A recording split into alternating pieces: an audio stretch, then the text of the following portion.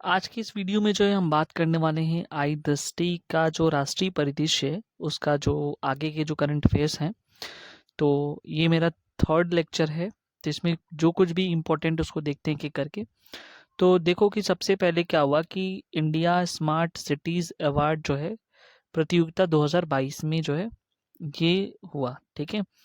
तो क्या हुआ कि देखो भारत सरकार के अंतर्गत जो है आवासन एवं शहरी कार्य मंत्रालय द्वारा जो है इस मिशन को जो है के तहत जो है इंडिया स्मार्ट सिटी अवार्ड प्रतियोगिता जो है आयोजन किया गया। इसमें क्या होता है कि कुल मिला जुला के इसमें ये देखो स्मार्ट शहरों का विकास के लिए जो है बढ़ावा देना, नई नई परियोजनाएं, ठीक है, नए नए स्किल डेवलप करना, ये सारी चीज़ें जो है इसके अंतर्गत आती हैं। ठीक है। इसके अलावा देखो ये 2022 के अलावा भी इसके पहले 2028, 2019, 2020 में जो है इस इंडिया स्मार्ट सिटी अवार्ड्स प्रतियोगिता का आयोजन किया गया है।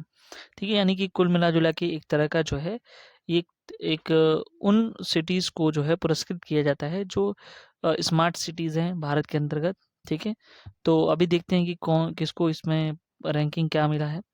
देखो 25 अगस्त 2023 को जो है आवासन और शहरी कार्य मंत्रालय द्वारा जो है इसका आयोजन किया जाता है। तो इसमें जो है जो जीत के बाद जो है कौन पहले नंबर पे, इंदौर को भारत की सर्वश्रेष्ठ स्मार्ट सिटी घोषित किया गया है। ये भी याद रखना, अगर राज्य की बात करें तो उसके लिए जो है मध्य प्रदेश राज्य जो है सर्वश्रेष्ठ सर्वश्रेष्ठ राज्य के रूप में माना गया है। यहाँ पे देख सकते हो कि विजेता शहर कौन कौन से हैं राष्ट्रीय स्मार्ट सिटी के। पहला नंबर इंदौर है, दूसरा सूरत है, तीसरा आगरा है। अगर राज्य की पुरस्कार की बात करें तो मध्य प्रदेश, फिर तमिलनाडु, राजस्थान और थर्ड नंबर पे जो है उत्तर प्रदेश है। तो थर्ड नंबर पे राजस्थान और उत्तर प्रदेश दोनों जो है सेम है। अगला हम देख लेते हैं, तो ये अमृत भारत स्टेशन योजना, ठीक है, ये क्या है? केंद्रीय जो रेल मंत्रालय है उनके द्वारा जो है स्टेशनों को, रेलवे स्टेशनों को जो है मॉडर्नाइजेशन करना, आधुनिकीकरण करना की एक नीति तैयार की गई। और इसी योजना का नाम जो है अमृत भारत स्टेशन योजना दिया गया। ठीक है, इस योजना के तहत देखो इसमें लॉन्ग टर्म जो है विजन को आधार बना करके जो है रेलवे का विकास करने का इसमें लक्ष्य देखा गया। इस योजना के तहत जो है कुल 1309 रेलवे स्टेशन को जो है मार्क किया गया, यानी कि चिन्हित किया गया। ठीक है, जिनमें से सबसे ज़्यादा जो है रेलवे स्टेशन 156 रेलवे स्टेशन जो है यूपी में ही है। ठीक है, ये भी याद रखना। तो यहाँ पे जो है 6 अगस्त 2023 को जो है प्रधानमंत्री नरेंद्र मोदी द्वारा जो है अमृत भारत स्टेशन योजना का जो है पूरा देश भर में जो है लगभग 508 रेलवे स्टेशन में जो है इसकी आधारशिला रखी गई। और इसमें जो है 508 रेलवे स्टेशन 27 राज्यों और केंद्रशासित प्रदेशों में जो है ये पूरी विस्तृत है, जिनमें से कुछ नीचे जो है दिए गए हैं, उत्तर प्रदेश, राजस्थान, बिहार। तो ये इनकी संख्या दी गई है, कहाँ पे कितना जो है रेलवे स्टेशन को पुनर्विकसित किया गया। ठीक है, अब अगला देखते हैं, राष्ट्रीय जो बहुआयामी गरीबी सूचकांक एवं प्रगति समीक्षा 2023 है, उसमें क्या है? देखो संयुक्त राष्ट्र विकास कार्यक्रम, यूनाइटेड नेशनल डेवलपमेंट प्रोग्राम, जिसे यूएनडीपी कहा जाता है, तो इसके द्वारा जो है एक रिपोर्ट प्रदर्शित करती है या प्रकाशित करती है, जिसे हम बोलते हैं मानव विकास रिपोर्ट सूचकांक। ठीक है, ह्यूमन डेवलपमेंट रिपोर्ट। तो ये क्वेश्चन पूछा जाता है कि ये जो है ह्यूमन डेवलपमेंट रिपोर्ट किसके द्वारा जारी किया जाता है? तो संयुक्त राष्ट्र विकास परिषद यानी यूनाइटेड नेशन डेवलपमेंट प्रोग्राम के द्वारा जो है ये जारी किया जाता है। एक ये बहु या आयामी गरीबी सूचकांक है, यानी कि मल्टी डायमेंशनल पॉवर्टी इंडेक्स है, जिसमें कह रहे हैं कि इसको जो है 2010 में ही शामिल किया जाता रहा है। यानी कि 2010 से इसको शामिल किया जाता रहा है। ठीक है, तो इसमें क्या होता है कि ये विश्व में सबसे व्यापक रूप में जो मॉनेटरी नॉन मॉनेटरी जो है पॉवर्टी इंडेक्स है, तो उसके लिए 3 आयाम ये यहाँ पे दिखाया जाता है। एक स्वास्थ्य को लेकर, शिक्षा को लेकर के, और जो लिविंग स्टैंडर्ड है, रहन-सहन है, उसके हिसाब से। यानी कि अगर इसकी बात करें मानव विकास सूचकांक की कैसे मेज़रमेंट किया जाता है, तो 3 चीज़ें देखा जाता है। एक तो स्वास्थ्य, दूसरा शिक्षा, और वहाँ मतलब जो रहन-सहन है लोगों का, उसके आधार पे जो है 3 चीज़ों के आधार पे जो है इसकी जो रैंकिंग है उसके हिसाब से बनाई जाती है। ठीक है? नीति आयोग जो है में एक नोडल मंत्रालय है, ठीक है। नीति आयोग नोडल मंत्रालय जो है गरीबी सूचकांक का कार्यान्वयन करती है, ये भी याद रखना। तो इसमें जो है एक रिपोर्ट में ये जो जब जारी हुई, तो यहाँ पे आप देख सकते हो कि प्रथम संस्करण इसका 2021 में लॉन्च हुआ, ठीक है। 2019 में जो है राष्ट्रीय परिवार स्वास्थ्य सर्वेक्षण जो है यहाँ पे जो लॉन्च हुआ, ठीक है। और उसके बाद जो है जो भी रिपोर्ट था उसको प्रस्तुत किया गया, ठीक है। तो कुछ इसमें बहुत ज़्यादा याद करने की ज़रूरत नहीं है। यहाँ पे बस ये देख लेना है कि 2015-16 और 2019 से 21 के मध्य में रिकॉर्ड जो 13.5 करोड़ लोग बहुआयामी गरीब से मुक्त हुए, ये दिया हुआ है। 3 शीर्ष राज्य हैं जिसमें उत्तर प्रदेश पहले नंबर पे, दूसरे बिहार, तीसरा मध्य प्रदेश। तो ये रैंकिंग जो है आप बस याद कर लेना। उसके बाद जो यहाँ पे आप देख सकते हो नीचे वही चीज़ बिहार, झारखंड ये सब दिया हुआ है, तो उतना इम्पोर्टेंट नहीं है, आप देख सकते हो, ठीक है। उसके बाद जो यहाँ पे हम देख लेते हैं वैभव फेलोशिप योजना, ये क्या होता है? तो कह रहे कि वैश्विक भारतीय वैज्ञानिक, ठीक है, शिखर सम्मेलन का आयोजन किया गया था। यहाँ पे जो है देखो, ये बस याद रखना कि राष्ट्रीय विज्ञान दिवस जो है 28 फरवरी 2023 को मनाया जाता है। इसी अवसर पर ही भारतीय जो प्रवासियों के लिए जो वैभव फेलोशिप योजना का शुभारंभ किया गया, ठीक है। और ये किस मंत्रालय के द्वारा की जाती है? तो ये जो है केंद्रीय विज्ञान एवं प्रौद्योगिकी मंत्रालय के द्वारा जो है ये किया गया था, ठीक है। तो ये बस आपको लर्न करना है। उसके बाद जो है अगर हम बात करें, इस मिशन का सचिवालय जो है बेंगलुरु में है। बहुत ज़्यादा इसमें इम्पोर्टेंट नहीं है, जो कुछ इम्पोर्टेंट है यहाँ पे ये इम्पोर्टेंट है। क्या है यहाँ पे? राज्य खाद्य सुरक्षा सूचकांक, ठीक है। तो देखो ये क्या हुआ था कि स्वास्थ्य परिवार कल्याण मंत्रालय जो कल्याण मंत्री हैं इसके डॉक्टर मनसुख मंडाविया के द्वारा जो है ये सूचकांक जो है 2022-23 जारी किया गया, और ये एक जो है 5वां संस्करण है, ठीक है, ये भी याद रखना। और ये जो है आपको यहाँ पे लर्न करने वाली बात ये है कि विश्व खाद्य सुरक्षा दिवस जो है 7 जून को मनाया जाता है, ठीक है। और जो भी खाद्य सुरक्षा से संबंधित जो है मानक होता है उसका जो अगर हम बात करें जो इसका अथॉरिटी है वो जो जारी करता है एक सर्टिफिकेट कि फूड ये सही है, तो इसको बोलते हैं food safety and standard authority of India, ठीक है, जिसको बोलते हैं FSSAI, ठीक है। तो ये जब इसका मार्का लग जाएगा तो समझ लेना कि वो चीज़ जो है सुरक्षित है, खाने योग्य है। तो कौन कौन से 5 बड़े राज्य हैं जो कि क्या रैंकिंग है उनका? तो केरल सबसे पहला नंबर है अगर भारत की बात करते हैं, यहाँ पे आप देख सकते हो फर्स्ट रैंकिंग जो है। और उसके बाद जो है दूसरे नंबर पंजाब है, तीसरे नंबर जो है तमिलनाडु है।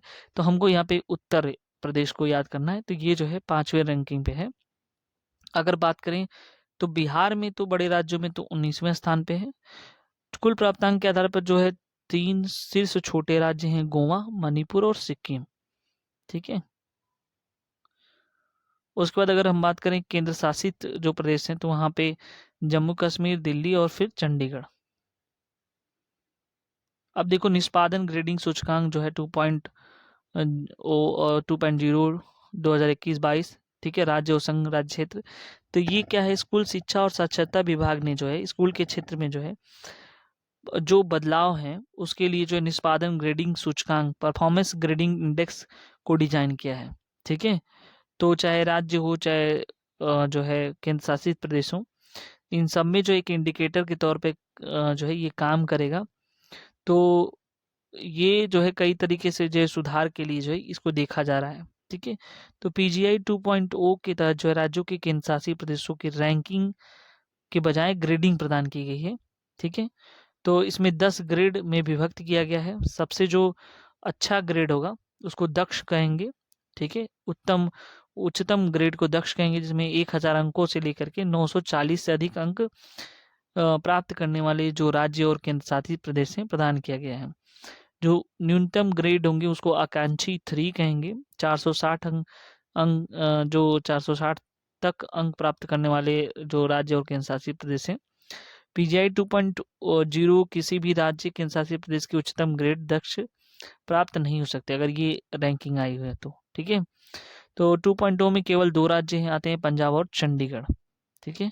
तो बस इतना रखना है कि याद कि कौन कौन सा जो है कितना रैंकिंग है, और बाकी ये सब नहीं याद करना है, ठीक है। NIRF इंडिया रैंकिंग 2023, ये क्या है, नेशनल इंस्टीट्यूशनल रैंकिंग फ्रेमवर्क। तो इसमें बस ये याद रखना है इसका फुल फॉर्म। और दूसरी बात जो है, इसकी शुरुआत जो 29 सितंबर 2015 को हुई थी, और प्रथम संस्करण जो है अप्रैल 2016 में जारी हुआ था, ठीक है। तो ये बिल्कुल अपने दिमाग में रख लेना कि इसमें जो है उच्च शिक्षण संस्थानों में संस्थानों की इंडिया रैंकिंग 2023 में क्या है, उन सभी चीज़ों को बताता है। तो 8वां संस्करण इसका 5 श्रेणियों के अंतर्गत जो है इसकी रैंकिंग जारी की जाती है। पहला नंबर ये होता है ओवरऑल समग्र, दूसरा कॉलेजेस में जारी होता है, विश्वविद्यालय, फिर अनुसंधान संस्थान, फिर नवाचार इनोवेशन को लेकर के याद रखना। और कुल 8 विभिन्न विषयों पर जो है रैंकिंग जो है इनको मिला हुआ है, ठीक है। तो ये भी याद रखना। इसमें प्रथम नवाचार श्रेणी की रैंकिंग में प्रथम बार जो है जारी किया गया है, ठीक है। और अगर हम बात करें जो है भारतीय प्रौद्योगिकी संस्थान मद्रास को प्रथम स्थान प्राप्त हुआ, यानी कि IIT मद्रास को जो है इसमें जो है इंडिया रैंकिंग 2023 में पहला स्थान मिला हुआ है। तो बस ये याद रखना यहाँ पे। अगर हम बात करें शीर्ष 5 संस्थान की, तो पहला रैंकिंग IIT मद्रास जो कि चेन्नई में है, स्कोर 86.69 है। दूसरा भारतीय विज्ञान संस्थान बेंगलुरु, ठीक है।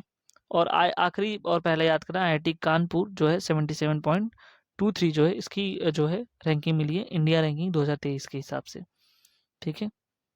अब देखो यहाँ पे कुछ नीचे हाईलाइट किए गए हैं पॉइंट को, इसको याद करना है।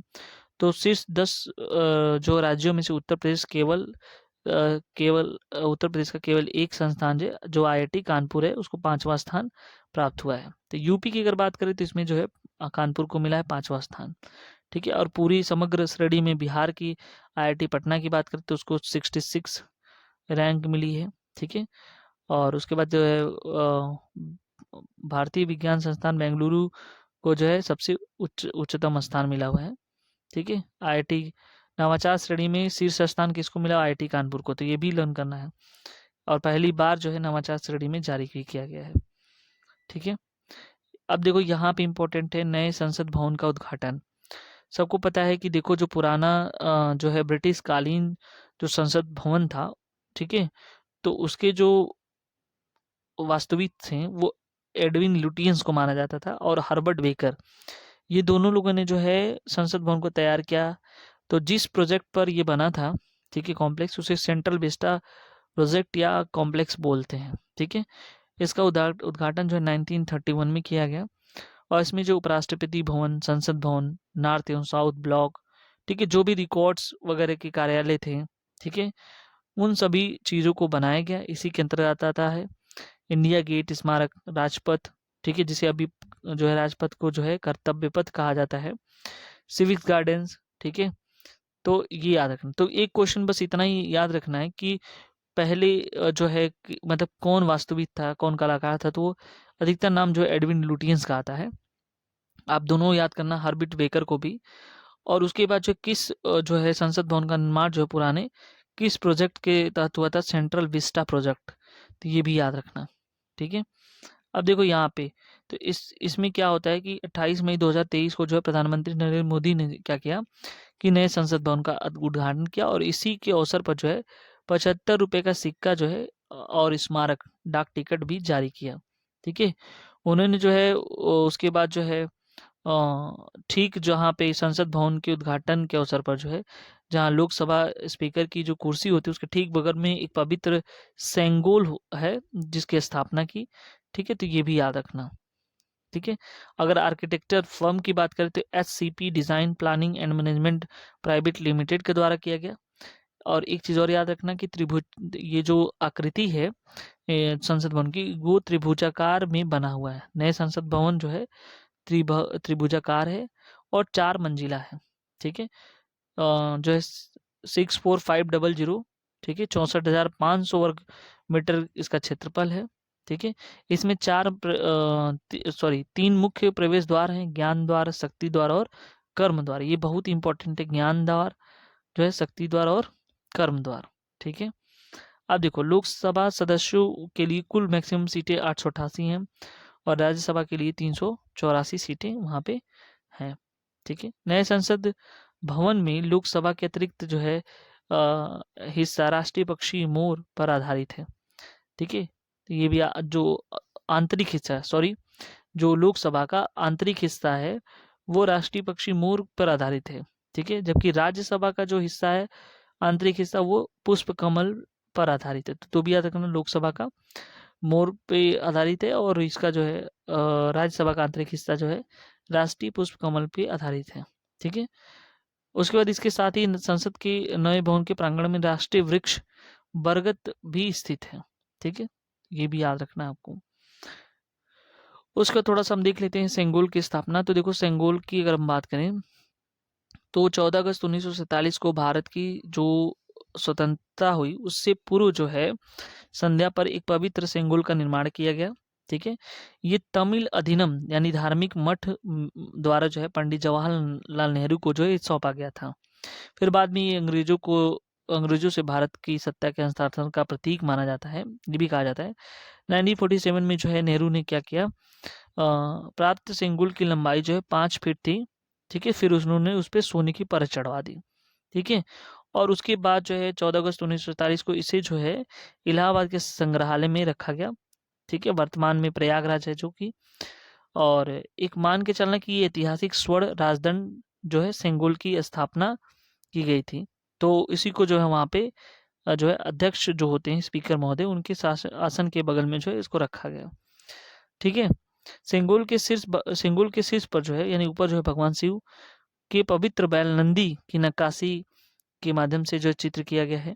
तमिलनाडु में चोल राजाओं के शासन काल में जो है ये हाई जो है प्रियस्ट के माध्यम से सेंगोल की राजा के दूसरे राजा को सौंप दी जाती थी। ये होता था।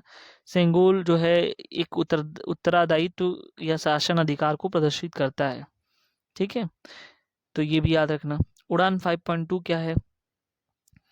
तो वर्ष 2016 में केंद्र सरकार द्वारा पहली बार देश में राष्ट्रीय नागर विमानन नीति नेशनल सिविल एविएशन पॉलिसी की घोषणा की गई थी, जिसका जो प्रमुख घटक है वो उड़ान योजना है।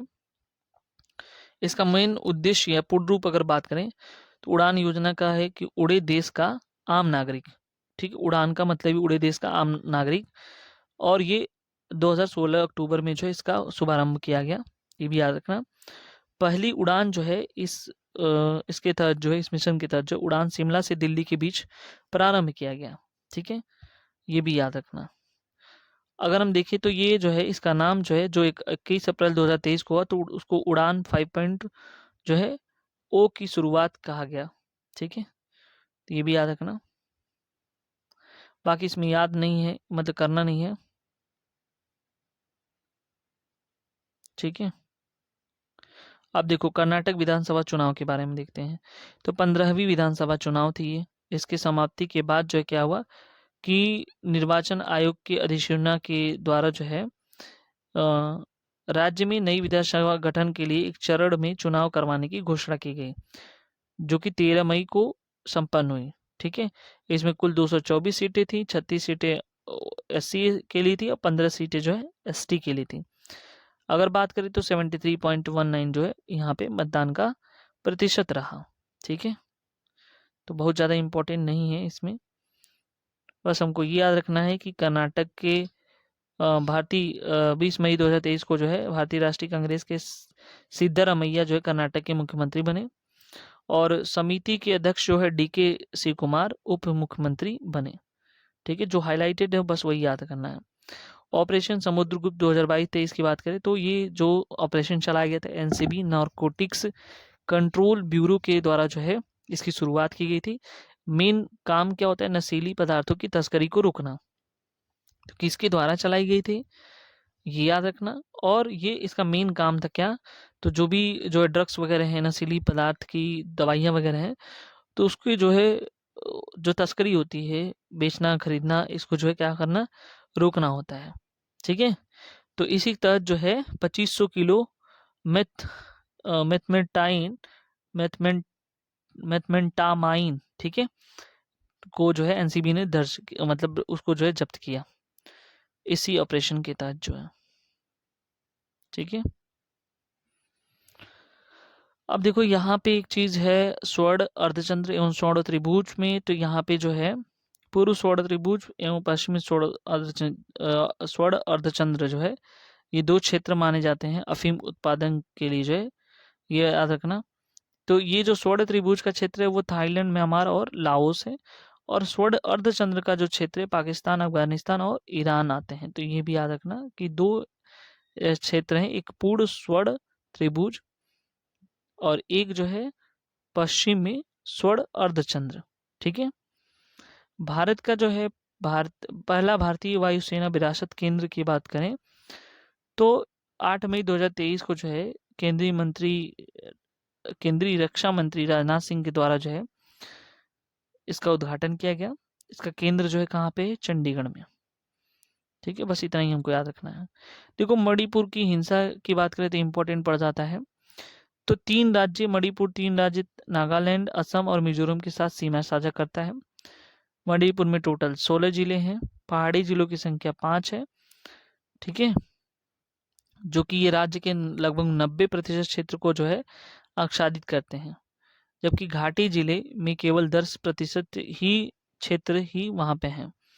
तो मणिपुर में देखो अधिकतर जो है ट्राइबल्स ग्रुप हैं, एथनिक जो जनजातियां वगैरह हैं, उसमें मैतई, नागा, कुकी, चीन ये शामिल है, ठीक है। तो यहाँ पे जो मैतई समुदाय है वो घाटी में मुख्यतः निवास करती है, जबकि नागा, कुकी, चीन जो है ये पहाड़ी जिलों में निवास करती हैं, ठीक है।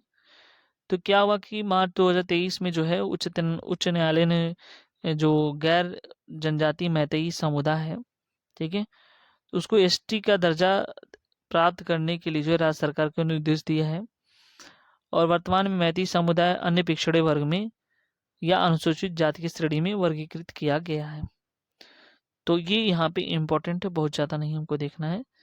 और गुवाहाटी उच्च न्यायालय के पूर्व मुख्य न्यायाधीश अजय लांबा के आयोग में जो है ये अध्यक्ष जो है मणिपुर हिंसा की जांच करने के लिए जो है गठित किया गया था, ठीक है। मणिपुर शांति समिति के गठन की बात करें तो अनुसुईया उइके की समिति जो है इसकी अध्यक्षता करेंगी, वो है मणिपुर के राज्यपाल। समिति के अन्य सदस्यों में मणिपुर के मुख्यमंत्री एन बीरेन, राज्य सरकार के कुछ मंत्री, सांसद और भी जो लोग हैं वो सामूहिक प्रतिनिधि दल में शामिल होंगे। तो मणिपुर जो समझौता है उसको यूनाइटेड नेशन लिबरेशन फ्रंट के नाम से जानते हैं, ठीक है। तो ये भी याद रखना, बस यहाँ पे इम्पोर्टेंट है। राष्ट्रीय विनिर्माण जो है नवोन्मेष सर्वेक्षण 2021-22 जिसे नेशनल मैन्युफैक्चरिंग इनोवेशन सर्वे बोलते हो, ठीक है। तो ये क्या है, ये UNID United Nation Industrial Development Organisation द्वारा संचालित एक संयुक्त अध्ययन है, ठीक है। इसमें जो है जो कुछ भी नए नए इनोवेशन हो रहे हैं उनका जो है उनको देखना, ठीक है, उनमें जो प्रदर्शन है उसका मूल्यांकन करना, ये सभी चीज़ों के बारे में जो है वहाँ पे दिया गया है, तो याद रखना। अब देखो यहाँ पे फर्म स्तरीय सर्वेक्षण होता है नवाचार की क्षेत्रीय प्रणाली, ठीक है। तो ये बहुत इंपॉर्टेंट नहीं है, तो इसको हमको स्किप करना है, जो इम्पोर्टेंट वही पढ़ना है। भारत में जल निकायों की प्रथम गणना जो है ये कब हुई, तो ये भी याद रखना। वर्तमान में देखो भारत में विश्व का लगभग 18% जनसंख्या निवास करती है। तो केंद्रीय जल शक्ति मंत्रालय के द्वारा जो है संपूर्ण देश में जो सेंसस ऑफ वाटर बॉडीज हैं, जल निकाय हैं, उसकी जो है गणना करने के लिए जो है ये लिस्ट जारी हुई है, ये चीज़ें, ठीक है। तो यहाँ पे जिसमें प्राकृतिक मानव निर्मित जल निकाय जो है, तालाब है, टैंक है, झील है आदि साथ साथ जो है जल निकायों के अतिक्रमण से जुड़े आंकड़े शामिल हैं। तो बस इसमें क्या है, केंद्रीय जल शक्ति मंत्रालय जारी करता है। कुल जो है 540 जल निकाय हैं, ठीक है, ये भी याद रखना, ठीक है। 24,24,540 जल निकाय हैं। जल में जो है अगर बात करें निकायों की संख्या के मामले में जो है शीर्ष 5 राज्य कौन है, पश्चिम बंगाल, यूपी, आंध्र प्रदेश, उड़ीसा और असम, ठीक है, ये भी याद रखना।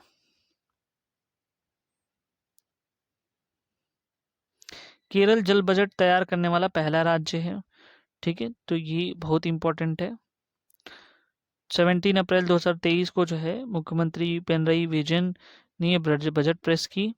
ठीक है, केरल सरकार ने गर्मियों के जल के संकट की निजात पाने के लिए जो है ये जल बजट अपनाया है।